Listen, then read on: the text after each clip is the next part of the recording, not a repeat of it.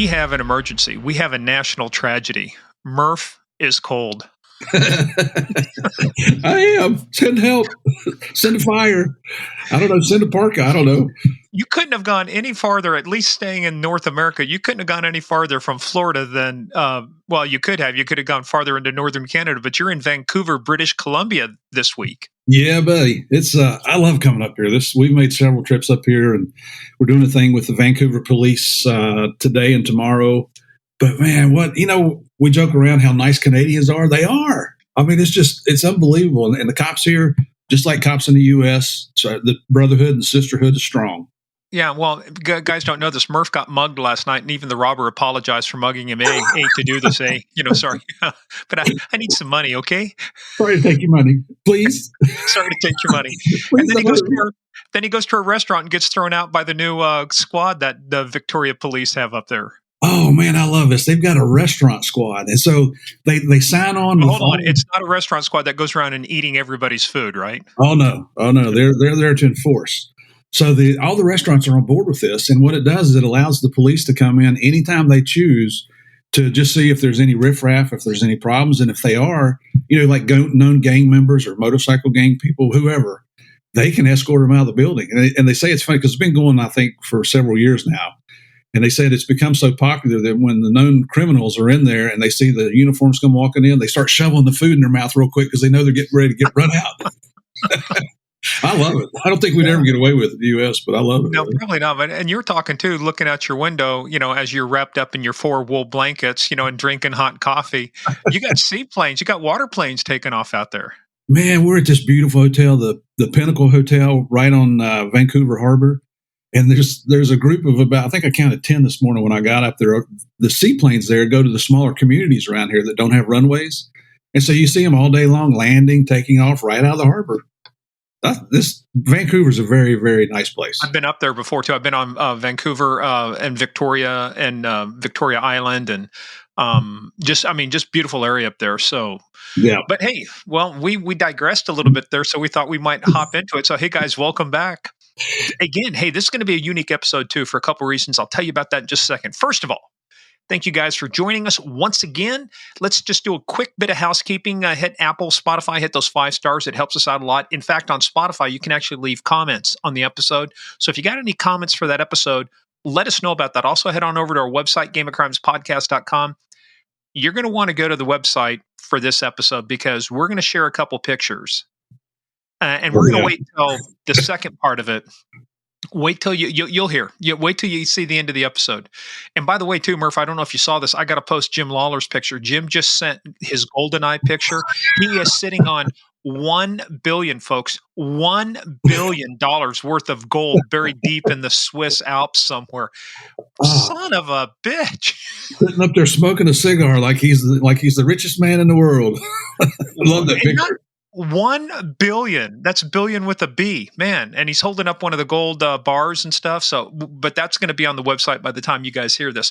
Also, follow us on that thing they call social media at Game of Crimes on Twitter, Game of Crimes Podcast on Facebook and the Instagram. But look, man, come join us. Patreon.com/Game of Crimes. We just did some really good stuff. I believe we got, with our Warden of the Throne exclusive at that level, we did a really good discussion about what we think some of the threats are. We've got the upcoming Q&A. We just did our own take on 911, a little bit different this time. Looked at some cases and analyzed them. So a little bit different stuff. And then we've got Q&A coming up, one of our favorite things. So, we got more content there than we do on the free side. So just come join us, patreon.com/Game of Crimes. Hey, the other thing you got to do too is also go to Facebook, type in Game of Crimes fans. Our favorite Mafia Queen, Sandy Salvato, rules with an iron fist with a velvet glove. Just head on over there, join the gang. Couple questions, right, Murph? And then you can see people are sharing pictures. Hey, the other one too, Rick Jacobson just shared a picture. He's over for the Spartan Games over in Greece. And he said he was wanting to know where we were. He said, we must have got lost. I said, yeah, my bad. Just took the wrong plane, went to the wrong Athens. I ended up in Athens, Georgia instead of Athens, Greece. Booked the wrong plane, pal. Sorry about that. Well, if you went to Athens, Georgia, you got to watch the Bulldogs beat Missouri yesterday. Yeah, and it was a sad day for Notre Dame. Oh my God, lost to Clemson. What was going on there? Holy cow! It started off so good, marched down the field, but then they couldn't convert. 3 times they couldn't convert, so they left 12 points on the field. Then Sam Hardman gets a pick six. I mean, they did, it's self-inflicted wound. But the other thing I will say is what happened to Georgia, man. They're slipping in the polls. They're ranked number 2 now behind Ohio State. I was shocked to see that also, but they'll come on strong. I mean, they're undefeated now in 27 straight games, I think it is. Yeah, but boy, it's getting closer. It's getting tougher for these wins. So we'll see. But you know what? Mountaineers beat BYU yesterday. Go Ears. Go Ears. That's right. K-State lost. They should have kicked the field goal to tie at the, in the end of overtime. Instead, they went for the win, which I can appreciate that. But still, they took Texas. Texas was ahead 27-7. K-State came back, tied it up. They went to overtime. It was 30-30, and Texas won 33-30. Damn it. Nice. Still, good football. And you can tell that it is football season, right? Absolutely. Yeah. So, hey, but this is a show about crime. We talk about bad people doing bad things and bad people doing bad things to good people. We take the stories and college football pretty damn seriously, but not ourselves. But Murph, I have to ask you, before we get into it, I know it's early there because you're 3 hours ahead. We just had daylight savings time. So really the question is, do you know what time it is? Actually, I do. I do know what time it is. It's time for Small Town Police Slaughter. Sergeant Preston of the Yukon, you'll maybe run into him up there with his dog King. Dudley Do-Right. Yeah, Dudley Do-Right, of the Mounted Patrol. So, hey, this one actually pulled from Amanda Patterson, posted this on the Game of Crimes fans page. And this happened not too long ago in Australia. So in Australia, dim sims is an Australian term for dim sum, dumplings and stuff. So Victoria Police, a would-be thief, car thief, and there's a thread to this. A would-be car thief elected to lock himself up in a bungled attempt to steal a BMW earlier this week. So what happened was the owner driven to a petrol station, which we call a gas station, looking for some dim sims, late at night when the man noticed his vehicle being opened on the security camera. So he sprinted back to the car, startling the alleged offender. Not alleged offender, he was the offender. Sorry, I don't buy into that shit. Who locked himself inside the car, but there was one problem, Murph. He didn't have the keys. The owner had the keys. Jiggled the keys at him. The guy said, "If I stay in here, you can't beat my ass." So he waited. He did the smart thing. He waited for the police to arrive. Police made one of the simpler arrests of their career, and they charged 24-year-old Turadin man, wherever the hell that is, Turadin, with attempted theft of a motor vehicle. So just goes to show you, late night sacks, can lead to a late night heist. So you got to be careful out there. Late night what? Late night, Snacks. What did I say? I think you said late night sex. No. That would be. Okay. All right. It's your story. You tell it. All right. That's my story. I'll tell it. Hey, I got a better one for you, though, too. What you got? Speaking of vehicles, right? So, you talk about having easy arrests, in our career. Well, that one was easy. Here's another car-related easy arrest. This one happened in Akron, Ohio. So an auto wrecking yard, they got creative when they realized a man had broken into one of their cars, and they went to extreme measures to make sure this guy couldn't escape this time. So Arlington Auto Wrecking realized a man had broken into one of their vehicles, and he was still inside. So... And this is somebody they'd run into before. They'd warned him. They chased him off one time. So they said, "Not this time, Jack. Not on my watch." So you know how they kept the gentleman inside the car? They lifted it up on a tow truck. You were close, my friend. They got a forklift and they lifted that vehicle 20 feet into the air and kept his ass there and tell the police. And this is so funny because they've got the 911 call. They said the antics even had the 911 operator cracking up. So he's still in the car about 20 feet in the air, and the loader, the employee, told 911, "Wonderful, that is the greatest thing I've ever heard. We will get somebody out to you." And they did. So they were sick and tired of people breaking into their shops. So this time they said, third time's the charm, man. Hoisted his ass on his own petards way up in the air. I love it. Yeah. Okay. And then I thought we would finish off with, I should have done this. Cops can get creative too, Murph. We get creative with charges and stuff. So Michael Brown of Rome, Georgia, not Rome, Italy, but Rome, Georgia, was arrested this week. He was arrested for theft, so they were placing him under arrest for an active warrant when he was handcuffed, but then he ran away from the scene. So what do you think they charged him with theft for? Police property. Stealing handcuffs. You do what you got to do. Oh man, this we used to call that piling on charges, but in this case, I go for that, man. Just absolutely, hey, absolutely. You run away with my handcuffs. He earned that one. You earned that one, pal. You earned that one. Well, speaking of earning that, this next guest earned his share of razzing, his share of ribbing. We got a genuine, we've got Boyd's Holbrook's episode. We're doing something special with that, so it's going to be coming out. But we got another star of stage and screen. We got Rambo. Yeah, the real Rambo. The original. He was Rambo before there was a Rambo. Absolutely. And I mean, just think about this. Can you imagine what ribbing he took growing up? And he went through him and I both went through basic training at the same Army base, Fort Lost in the Woods, Missouri. And the movie was coming out right about the second movie had come out. And so Rambo, I got me a Rambo. Oh, you, the drill sergeants, I can tell you, you can bet they were talking about that back in the old Quonset out there. They were. He took a lot of razzing over this. But Rikk Rambo's our guest today. And his stories are so compelling. I mean, listen, this is a good old boy from Ohio that you're not going to believe where he ended up in the world, the different places he went. But some of the things that he went through, holy cow. It just shows you what law enforcement has to put up with sometimes. This is a very, very compelling story. In fact, so much so that we brought him on not for just one episode today, but he'll be back again next week for a second episode. His adventures are just outstanding. And one of the best ones is when you see when we talk about the Grizzly. We had to save that for the second part. So you're not kidding. You know what? And I'll tell you what, Rick, you are a stud, my big brother. It's wait till you see the picture, everybody. Oh my God! And then just some of this, like I said, we got to that point. It was like 90 minutes in, and Murph and I were texting each other. It's kind of like, yeah, this is no way we're going to get this all in. And so rather than giving it short shrift, we said, hey, let's start off. So we're going to end right before he goes to where we talk about the grizzly bear and the hunt, and he goes to St. Croix.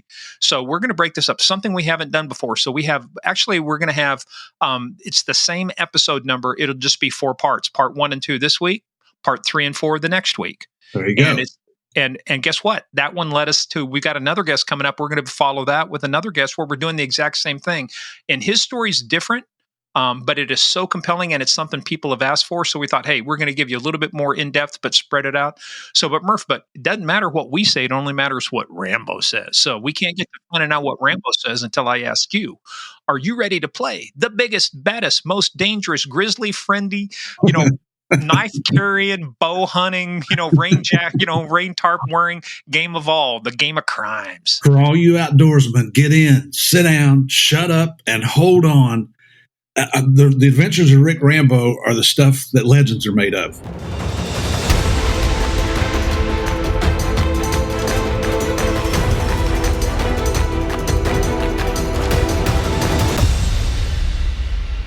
You guys out there know that we always get big stars. So like Murph, we've got our interview with Boyd Holbrook done. We're getting it set up, right? Mm-hmm. Well, guess what? We got another movie star with us. Absolutely. Sylvester Stallone. We got Sylvester Stallone on. We have Rambo with us today. Rambo. We got Rambo. The real shit. Rambo. We really got Rambo with us.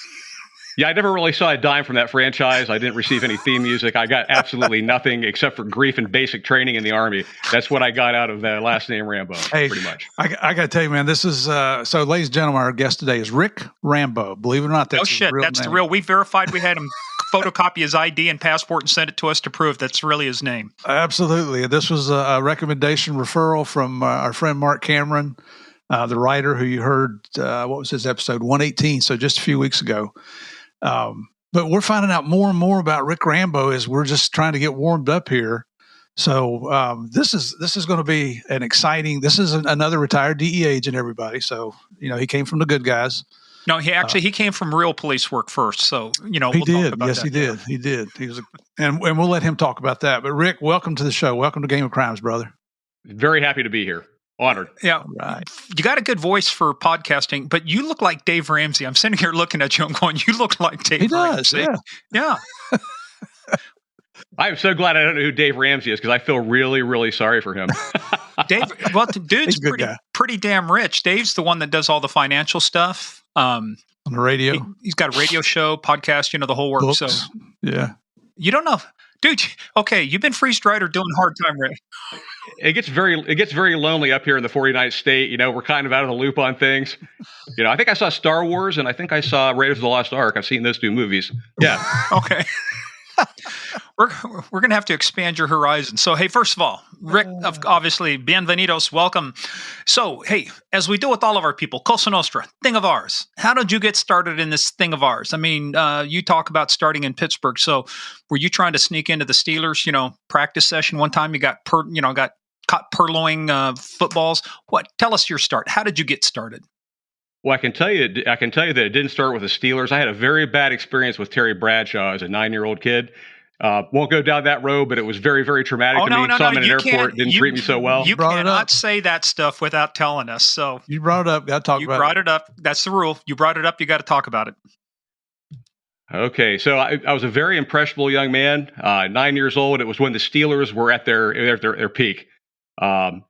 They were winning all their Super Bowls. As a 9-year-old kid living in the country, I'm not originally from Pittsburgh. I'm from the country. So we go to the Pittsburgh airport early morning, like really early morning, to see an uncle off going overseas. There's no one in the airport hardly at all. Barren. I look across. It should have been like a commercial, like that one commercial with the with Mean Joe Green handing the kid throwing his jersey after the kid gives him a Pepsi or a Coke or whatever. It wasn't anything like that at all. I saw Terry Bradshaw at a stand-up, like one of the stand-up tables you have a coffee at, with a newspaper in his hand. No one else around. So I bum a pen, a piece of paper for my mom. I go over there as respectful as a 9-year-old kid can be and say, "Mr. Bradshaw, can I please have your autograph?" And I have my pen and my paper ready to go. And he looks down at me like I was gum on the sidewalk. And he just gives me this exasperated look. And even as a 9-year-old kid, I knew what was happening. And he jerks the paper out of my hand and the pencil. And while he maintains perfect eye contact with me, looks me in the eye, doesn't look at the paper, he scribbles like a Zorro looking thing on the paper and then throws them down at me. Oh. Takes the newspaper, brings it up between him and I, shakes it like this. It's like a barrier blocking this kid out now and whatever. And that was my experience of Terry Bradshaw. Oh. So that was the day I became a Dallas Cowboys fan. Damn and, right. I ended up, if I would have known there was going to be an eBay, 30, 40 years later, I would have kept the autograph, but it went to the trash can as with the pen when I got home. And so, yeah, very traumatizing young man to have that happen to you. That sucks. There's no call for that. I tell you, when I was a youth, I was friends with the band teacher, junior high, high school, with his sons, and they took us up to Kansas City. I was living in Kansas. We went to watch the Royals play the Yankees. I got Thurman Munson's autograph, Moises Alou. Everybody was so kind. They were staying at the Mulebach Hotel, I think, and we went to the very last game in the Royal Stadium before they built the new one. And but those guys were just great. And it's like you hate to hear stories where people like this could have made such an impression, and instead there's nobody around. He treats you like crap. Oh, he left one. Well, you did move forward a couple of years. When I did become a Pittsburgh police officer, we worked a lot of details, like as an overtime. As a young cop, especially back east, you don't make a whole lot of money. I had just gotten married and what have you. So I worked every single detail I could. My wife became a cop widow. And but we'd work the games, we'd work the Penguins. And that was inspiring. The guys, that was Yammer Yager days. They'd get there and they'd come in 2 hours before a game and they'd be in the parking lot playing with the kids, playing street hockey, giving little impromptu lessons for hockey. And then they go play their game after spending an hour out in the parking lot with the kids. So of all the different teams that we did like the details with, Pittsburgh Steelers, Pittsburgh Pirates, the hockey players are the ones you could tell they genuinely loved their fans. They were something else. Well, we kind of skipped forward, so let's talk. How did you get started again? So, I mean, obviously, Terry Bradshaw dissed you, so you decided, I'm going to become a cop, find his ass, and write him a ticket. So how did you get started in this policing thing? I can be vindictive, but I'm not going to claim that's the reason I became police is because of him. But no, so when I went to college, I was a bit undecided. I was in the Army. I was a combat engineer in the Ohio Army National Guard. Did you go through Fort Leonard Wood? Went to school at Bowling Green. Fort Lost in the Woods, Missouri. And to back up to the Rambo last name, they love that last name, Rambo. I know when I got off that cattle truck, I think the second movie had just come out a couple months before I went to basic. And so with that name tag, I came off that cattle truck, and I don't know if I saw daylight for the first day and a half, 2 days. The way they do that is they have to pick on somebody. They have to scapegoat for the first couple of days so they can do their drill sergeant thing. But they picked the really big, tall guys, which luckily for me wasn't me. So and they picked the names. And that movie had just come out. So rough times at Leonard Wood for the first couple of days until I figured out who the Jagoffs are. I can imagine. I was Delta 3-3, June and July of 1979. I was 112. Or that was my unit was 112 combat engineers, and that was 86. It would have been the June of 86. Yeah, I'll tell you what, that was a different time too. When I went through, we were getting ROTC, so you join the reserves to go through basic, so you can join the advanced program. All of my drills, my dad was Army, World War II, and a Vietnam vet, but all of our drill sergeants were had the combat infantry badge. These guys had all been in the shit; they'd seen it, and it was a tough 8 weeks in Fort Lost in the Woods. Yeah, we had unbelievably good drill sergeants. They were just something else, and we had that one station unit training for combat engineers. Like I know with a lot of different MOSs, you do your basic, and then you go to someplace else to get your AIT, and then you go AIT somewhere else. Yeah, right. We were lucky enough to have the same drill sergeants the whole way through, so we didn't get new cadre. Everybody was familiar with each other, and we just had drill sergeants had no agenda other than to train us up and make us, war capable, make us war fighters. So we were very lucky in that regard. But anyway, yeah. So they Army paid for college. My mom and dad got to keep all the money that they'd saved and scrimped on. My father was a firefighter. Mom was a school teacher. Didn't make a whole lot of money, but they'd saved since I was, fledgling. And so they got to keep all that money they'd saved. Went to Bowling Green. Kind of undecided on what I wanted to do. I was thinking about potentially going back into the military and going into some type of special operation or something specialized. And then I met a couple of FBI guys, and these were the old school guys. And that kind of started steering me towards that direction. But I can't fudge it over. I got to say that popular culture goes a long way, especially back when we grew up, when you're a young man, and kind of giving you an idea of what you'd like to do. And like you watch Wild Wild West, and you'd watch Johnny Quest with Race Bannon, and then later on with like Magnum PI and those guys. And I mean, that's what like a lot of my friends and a lot of us wanted to be. We wanted to be those good guys. I loved Wild Wild West. That was always in the background. I loved. Oh man, I cried. I cried when they took it. I know. It was syndicated by the time I was watching it. I think I'm going to admit to crying one time. I cried when it went out of syndication on this little tiny television station out of Pittsburgh that we could barely get on our little roto tenor.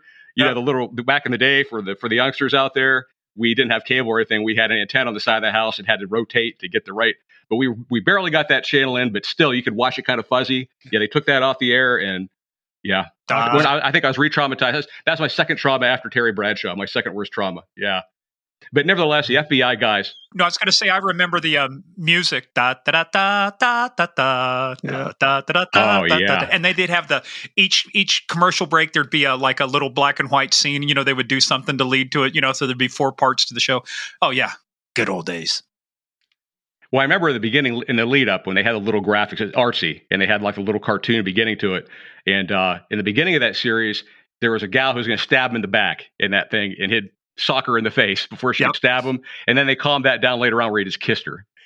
But you could tell there was a change in something going on there between when the gal was going to kill him, because it's kind of like a spy thing, and then what have you. But that played a huge part too, the whole popular culture thing, wanting to be the good guy. And whatever. So that, and then like I said, at Bowling Green, one of my instructors was a former old time FBI guy, and I think he was one of their founding. I think you call it a plank member, one of their founding members of the FBI SWAT team, back before it became HRT. Oh wow! But this guy, and he was true blue, very very just a very good man. But between him and a fellow, I still remember the guy's name. I can't remember what I did 2 weeks ago, but I remember a fellow named Special Agent Don Vilfer. And Don came in as a guest of our adjunct professor, and we all went out to dinner one night, the whole class. And he told us, how things were and what they did and all that. And that kind of set me down the path of thinking I'm probably going to want to go into federal law enforcement. At the time, you kind of set your goal towards that, not realizing you're going to have to do your time in the field first. You have to put some time in the trenches, at least if you want to be really effective. It helps. And so, but that's what set me down the road. So, when you were looking at it with all of this federal influence, how come then you, did you have an epiphany and realize I need to go DEA, or were you influenced by Miami Vice? Because Miami Vice was out about that time. Come on, be honest. Yeah, be honest. All of the above, especially Miami Vice. There you go. Like I said, I never got my own theme music from the whole Rambo franchise. And Jan Hammer or whatever his name was, who doesn't want that music for your background? Coming from the borderline of Appalachia, right there at the corner where West Virginia, Ohio, and PA come from.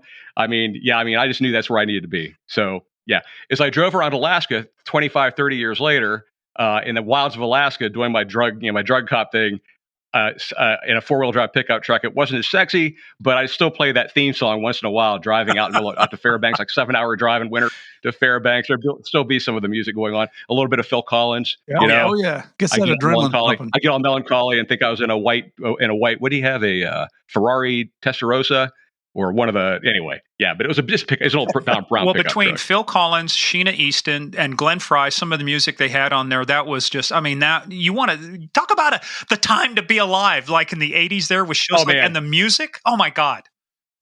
Yeah. Hey, and I gotta say that probably one of the crowning influence, or one of the pinnacle of influences for me, was that Magnum PI episode with the Russian guy. I don't know if you remember this one, but it was very iconic.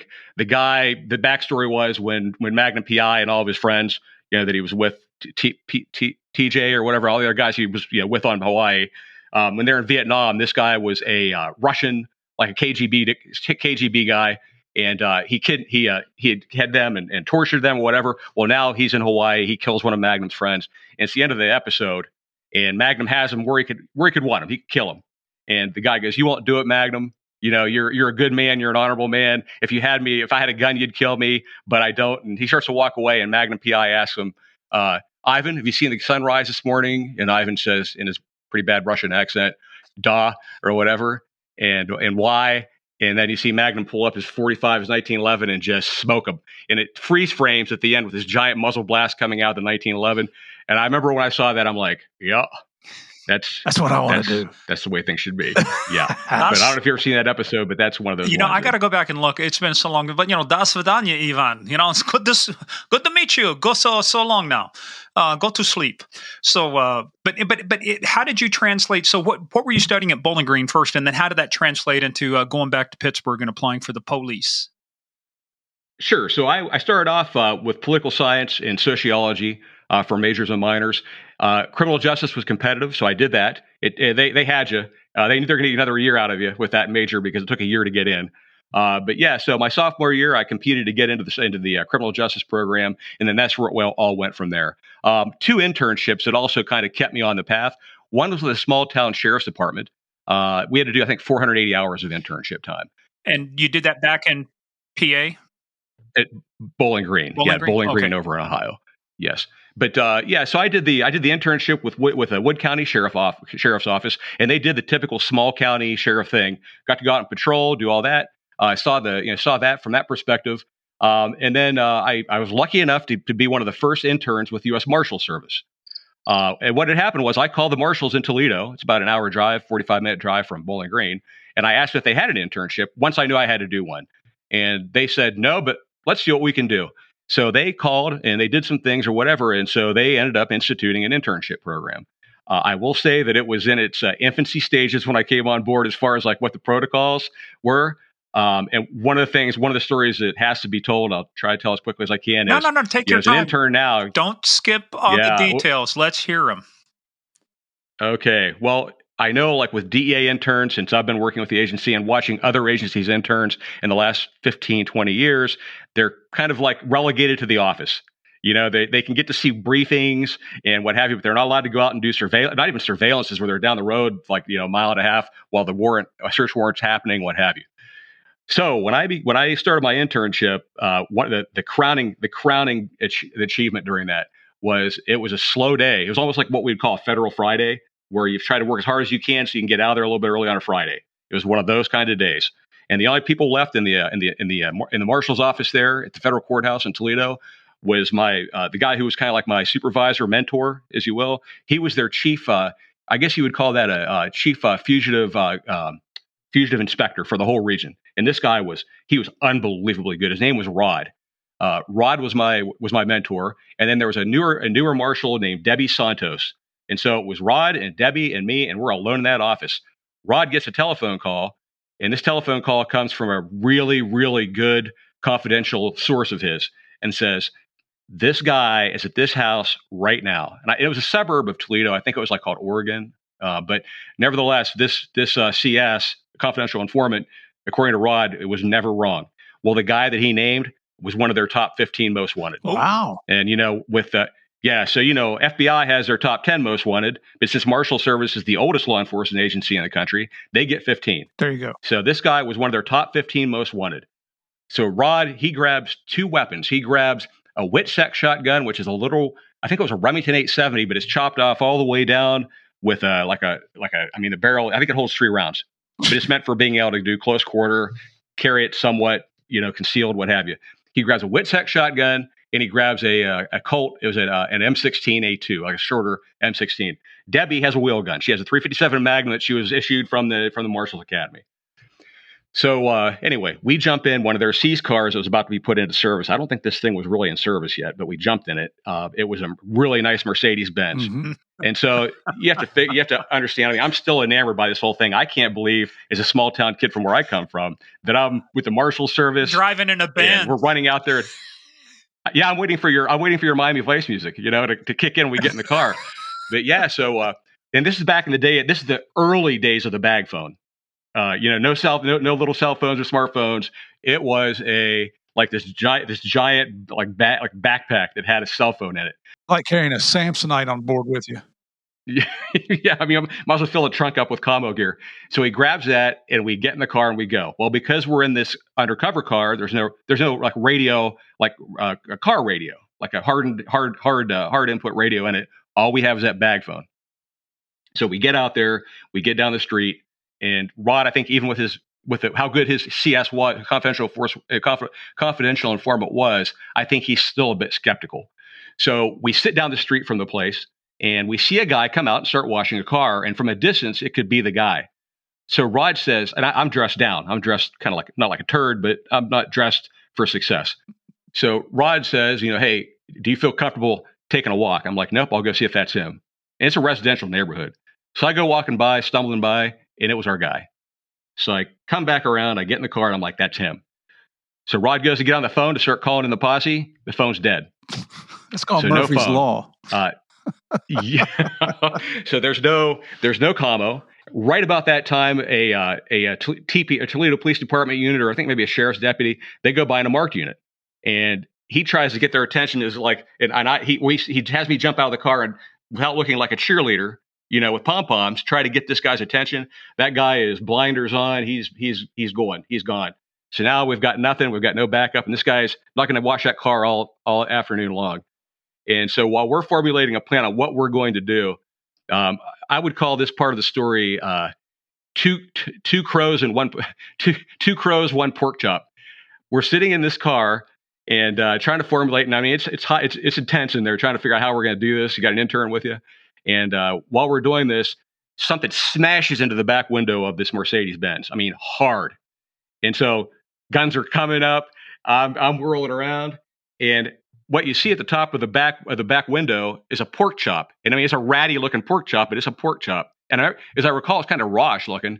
It hits the window and then does that and slides down the window. At the same exact time, here come two crows. I mean, they are beating the balls off each other, fighting over this pork chop. So now we've got it looks like a haunted house going on with a murderer, or what are they called, crows around the car and what have you. And we're trying to be low key, and we got crows fighting over a pork chop on the back window. So that finally one of the crows gets the better of the other. They take off, and so we're back to being by our lonesome. And so ultimately the plan was, we're just going to go do it. Rod had the shotgun in the car back there sitting on the floor with me. He had the M16, and Debbie had her wheel gun.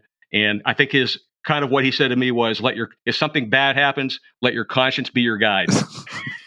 And he knew that I was a shotgunner. I shoot a lot of trap. I grew up shooting trap with my father with a shotgun, and I was a shooter. But he basically, he didn't put it in my hands and say, if we get into it, get on it. But he said, let your conscience be your guide. And so we rolled up. He jumped out. He said the things that would make you want to get on the ground. And that guy acquiesced, went to the ground, and it was uneventful.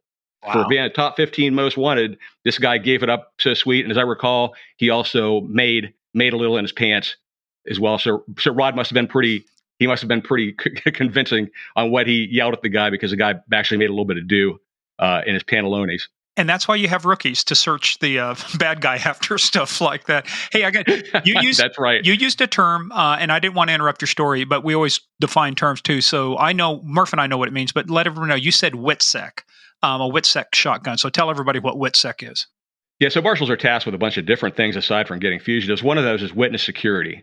So when you have federal witnesses, people especially who are at risk from like organized crime or violent gangs, the Marshal Service has a program where they protect those witnesses. They either protect them on site, hide them, or they'll actually, if it's a witness that really needs to be hidden, then they'll provide them with new identities and move them to different parts of the countryside. And that little shotgun is meant for when you're escorting them. If you're going to be in places where you don't want to carry a full-size long arm, you don't look like you're getting ready to mobilize for Iwo Jima and whatever, then that little shotgun's a nice little handy room sweeper if you have to really get on it. You know, when you were talking about the pork chop hitting the car, I figured somebody was throwing that on the car to let everybody know the pigs were in town. Oh, man, I'm telling you. And these are things, I think we all know this as police officers, as cops, that there are things that happen that, when you first hear a couple stories, it's kind of like Alaska. When you first get up here, people will tell you their stories and you're like, I believe about 25% of what you just told me. Same thing with being a cop. You first come on, you're hearing these stories and you're like, I believe about 25% of that. And then you have things like that happen. And it's like, I believe everything you just told me. Yep. But we have a section on our Patreon subscriber channel. We call you can't make this shit up. That's what this is. Yeah. No. So you successfully completed your internship, it sounds like, So when you finally graduated, was it in criminal justice? And then is that when you went back and got on Pittsburg, or how did that part of your journey go? Yeah, so I graduated from Bowling Green. Ended up, since I had to spend so much time there because of that competitive major, I ended up having the political science, criminal justice as my majors, and then sociology and psychology as minors. But yeah, so I leave out of there, but that was in a time where everybody wanted to be a cop, because of what we were just talking about a little bit ago about wanting to be that good guy and what have you. But law enforcement was very competitive. Even small towns, you'd go to do an interview in a small town, you'd be competing for one or two positions. You'd have 400 people show up. Wow! So it was very, very competitive. So yeah, so I waited I had to end up waiting about 5 years to finally go federal, and it was very lucky I did that. First job right out of the gates with out of Bowling Green University was with the Ohio Department of Health and Human Services as an investigator, and we acted as a supplement for the local smaller sheriff's departments and smaller police departments, and we investigated crimes against children, and at times we'd also investigate crimes against the elderly, and that included sexual assault, regular just assault, physical violence, things like that, and also serious neglect. And we would be the ones at kind of the forefront with detectives to go interview perpetrators on those kind of crimes. And I will tell you that everybody that I worked with were all younger people. We had all, in fact, there were 3 gals that I worked with. All of us had come from Bowling Green, and it's almost like the class of 1992 and what have you. But everybody that I worked with almost was from Bowling Green, but they're all younger people, because that job, I think I saw more evil compacted into 1-2 year period doing crimes against children than I ever saw as a police officer, especially even as a big city cop. I didn't see nearly as many things in Pittsburg as I did that 2-year stint doing that. But the people that I work with, nobody did that job for more than 5 years. It was very taxing, no matter how resilient you were, and it wore on you. It burned a hole in your retina. And so I know almost every one of us end up going to other venues after that job. Man, so what's an example of one of the cases you worked when you say something that, people would only believe 25% of what you were saying? I mean, it's the same thing. People don't realize how depraved some people can be, what they do to children, what they do to the elderly. What's an example of one of the cases? And the reason I ask this, that's kind of a big leap. You're just coming out of college. You've got no experience, right? But you're going right into an investigative thing and getting into the worst of the worst. It's almost like, if that didn't scare you off, then nothing was going to scare you off. But if you're going to be scared off, doing those, investigating those kind of crimes would have been it. I think you're right, Morg. I think to kind of like, it would be akin to if you were a private fresh out of basic training and all of a sudden you don't have to go through a Q course for special forces. You don't have to go through any of the Q courses. All of a sudden you're in Delta. That's kind of how that job was, going from from being a college kid to doing that. But the training was really good. and what have, and the people that were like, that you worked with. Luckily for me, there were no people that didn't pull their weight. Everybody was very, very good. I would say that probably the case that strikes me the most is the one that just is stuck with me for a long time. And there were a lot, but there was one that I have to thank Frank Bejarano. He's a former Air Force OSI investigator. He was one of the only older people that we worked with. He came in right after I did. Frank had retired from OSI and came in and kind of like as a retirement job, which is a tough retirement job, and is an investigator with the gals and me. So Frank saved me from myself, and I don't think we'd be sitting here talking right now if it wasn't for Frank, for what happened during this case I'm going to tell you about. It was in the morning. We received a phone call from one of the local grade schools, and the principal there was very, very good. But they called us and they said, we have a little girl here. She was a first grader, and the teacher thinks that she saw a burn mark on her arm, potentially a cigarette burn. It didn't look right. And she saw the hint of another one almost in the same place on the other arm. So, and when the teacher talked to the little girl, she could tell there was trauma, there was something going wrong. So they called us over, and we show up, and the teacher, I can still remember what a wonderful lady she was. We go back and the teacher does all the talking in the beginning because she doesn't know us from Adam. It's just me and the teacher. And she asked the little girl, have you been bitten by any bugs? A couple other questions. The little girl said no. And every time she'd answer, the little girl, just a cute little girl. She'd look at the ground, almost like she's ashamed, like she'd done something wrong. And the teacher said, well, you mind if I look underneath her sleeve? So that, and the little girl looking at the ground, remember, she's looking at the floor, shakes her head like, you can look, but you can tell she's ashamed. 6 years old. And so the teacher pulls the sleeve up a little bit. This little girl had burn marks on her arm, old and new. You could not put your thumb 2 inches above that sleeve without hitting a burn mark. So the principal comes on board, the school nurse is there. She has burns on her back, her arms, her shoulders, all different ages, all different things. Some are festering. So we end up calling the parent. And of course, when the parent hears me talking, when they hear, Ohio Department of Human Services, this gal was automatically thinking, hey, I'm going to get some kind of money, or there's something going on, because Ohio Department of Human Services also does welfare, and they do the WIC program and all that kind of thing. And so I didn't tell her I was there because her daughter's arms were burned. I said, we need to talk to you and what have you. And by the way, at the hospital, but if you just meet us down there. And I think she's very confused about what's happening. But there again, I don't think she knew what she was in for. So she gets to the hospital, and I don't have any partner with me. I'm by myself. And I have her come back into this this room. I don't know it was a vacant room. It had this frosted glass windows on it. It'd been like a place where you walk up to a teller. Anyway, she goes into the room, and I sit down, and I told her, the reason we're here is your daughter has some injuries we're concerned about. And she instantly, you can tell, she knows what she's there for now. And like I said, I have no partner. I've got nothing as far as somebody to be there with me. And I said, would you like to tell me about that? And she looks me right in the face, and you can tell, just a horrible, horrible person. Looks me in the face, and she goes, I can discipline my daughter any effing way I want to. Yeah, no, you can't.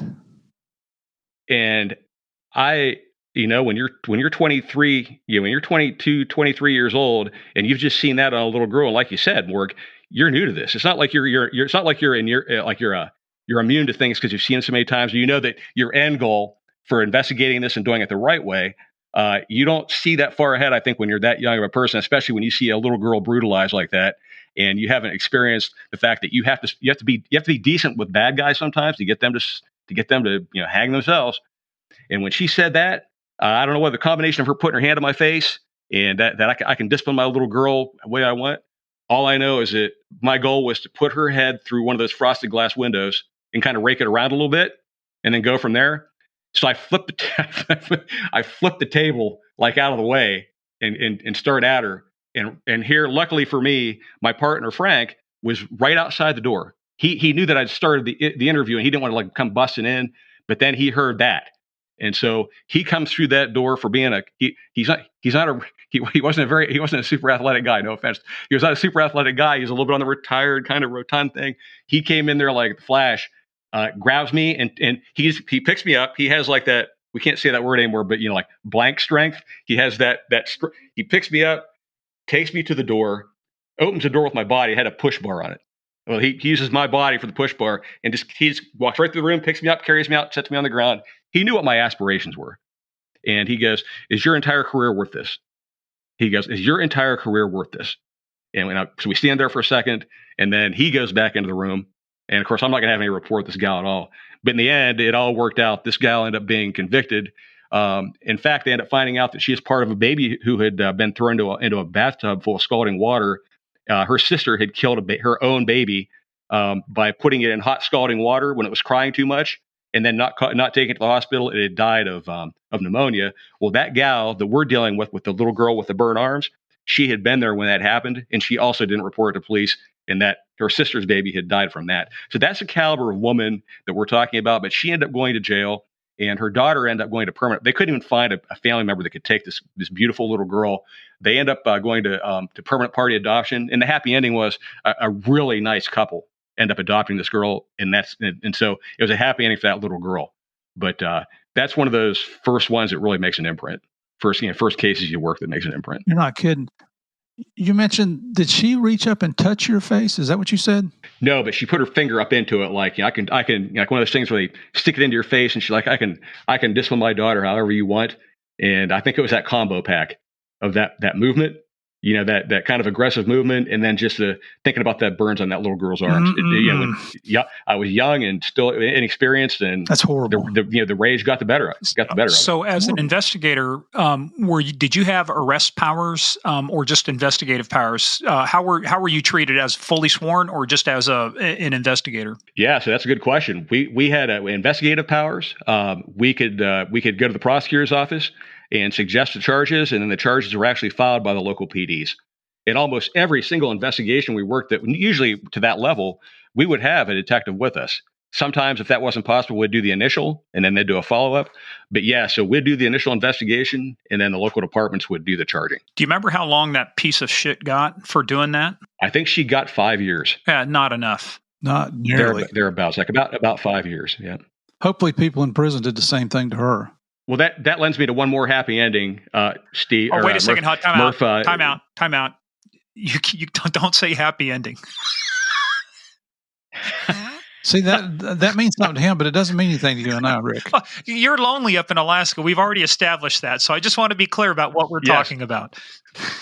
We're not talking about a professional massage.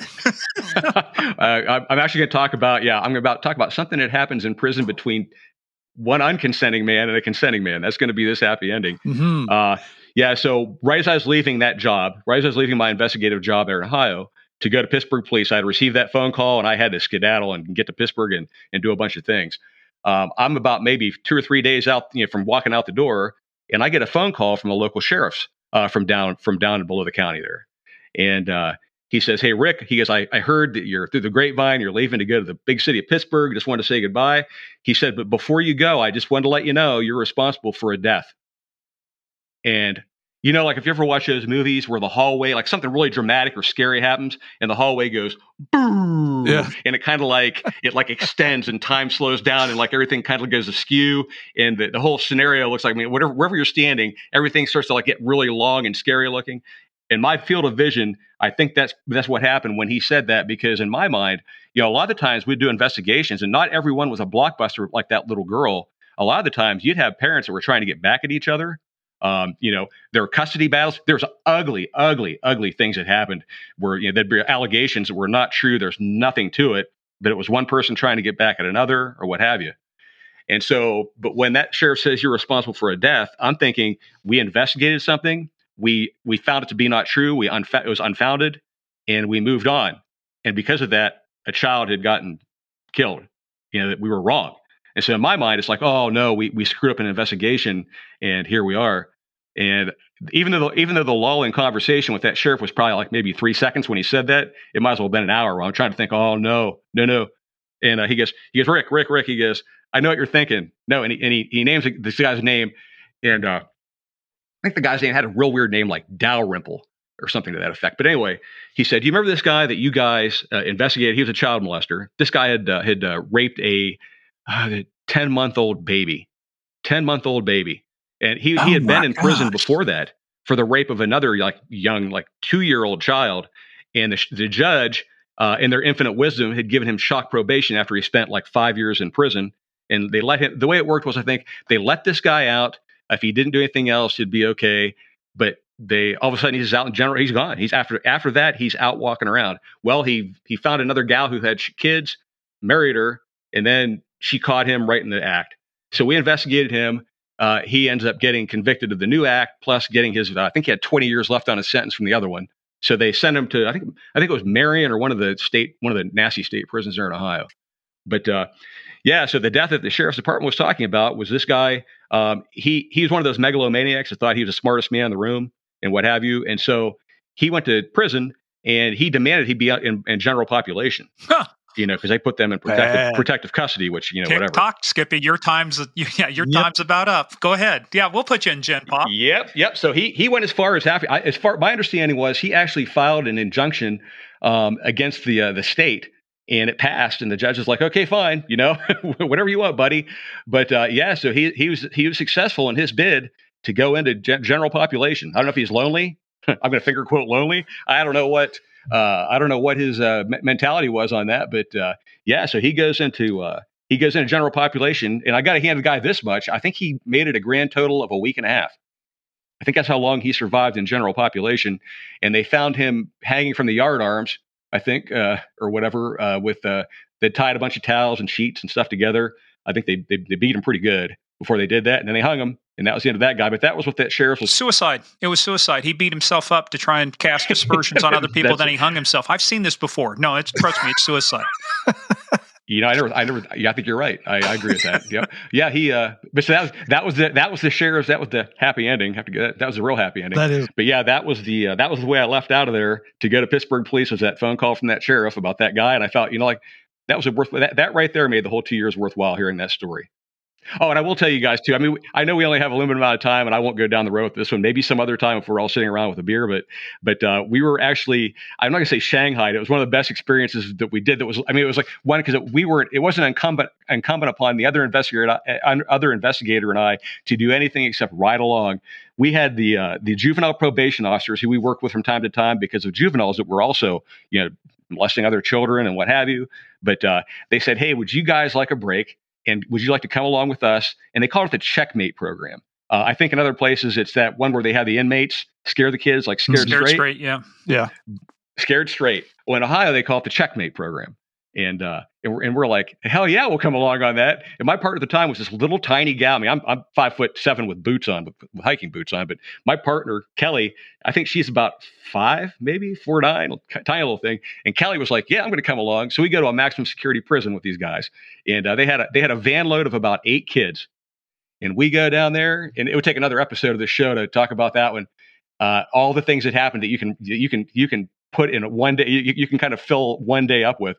But that was one of those experiences. It was funny. It was tragic. It had everything that a movie would be made for TV series or docudrama would be made of. It had fear, crying, violence, sadness. It had everything in one day in that prison, taking those kids down there and letting them see how things really were. But that was one of the other things from that gig with Ohio.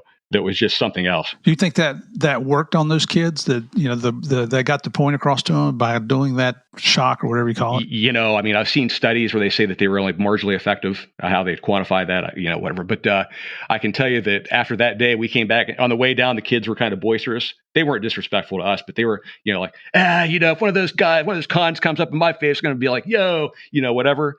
And but the whole way down, it was that. It was like a funeral dirge, like funereal march on the way back up to. It was about an hour and a half drive to get down there. I think 2 hours. It was one of the quietest vans. I mean, you couldn't have used Rohypnol on those kids and made them any more sedate. As far as on the way back, there was no gaiety, there was no joy. There was a lot of somber looks and whatever the whole way back. So it was at least effective that day. I can't speak for later on, but I mean, these kids were definitely humbled, and we saw. So I'll just tell one thing from that. When you first get there, what they did is you have to go through multiple checkpoints, and they search those kids like you'd search real inmates. So you're going through the various gates into that prison. They'd stop, they'd put them up against the barbed wire or against walls, search them. The guards were totally nasty with them. when you get there, this prison is one of those ones that looks like Shawshank Redemption. I mean, it looks like that old, like Massillon State Mental Hospital looking place. Just it looks gothic. It's scary looking. It smells like 500 years of pee and fear when you walk in. And they take these kids and and when they pull them into the yard, there's all these old, like crappy brick walls, all dirty. And the prisoners, these are the regular prisoners, are all in these windows yelling down everything you can ever imagine that a prisoner like that would yell at some young meat, I guess is what you want to call it for them. And all just vile stuff. The kids are already scared anyway. Then they take them into a basement that looks like some kind of, it looks like a torture chamber from like the French, from the Spanish Inquisition. I mean, the only thing missing are like manacles to the walls, some old skeletons hanging up, maybe a couple guys with their leather masks and whatever, and stocks. But anyway, they take all the kids down there and they've got them all lined up like in military ranks. And there's kids from other counties that are coming. They're doing not just, our county. They're doing multiples, including Cleveland. Well, Cleveland gets there late.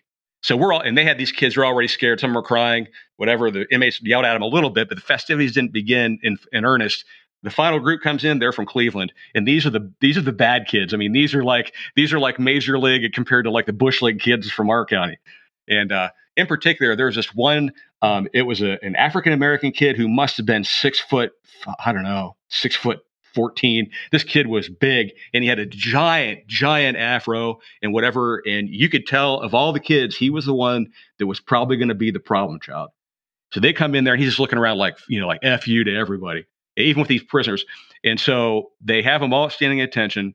And one of the black checkmate prisoners, this guy was about probably he wasn't very big, like maybe 5'10", 5'11", definitely wasn't 6 foot 14. But he was built like a brick. Are we allowed to swear on this program? Absolutely, man. Like a brick shithouse. Yeah. Well, my mom might be watching this, so he was built like a brick S house, this guy. He was something else. His arms were as big as my waist. Just crazy looking. Big. And he looked like he was capable. He comes up and he has to look up at this kid. I mean, the prisoner has to look up to this kid just to look at him. But he comes up and I didn't hear what he said to him, but he said something in a low tone. And that kid says, F you and F your mama to this prisoner. Ooh. And the what do they call that? The warden, the head guy, the main Shingon warden, is standing like right there with a couple of his other like underlings. And they're watching this all happen. That inmate, instantly they swarm him.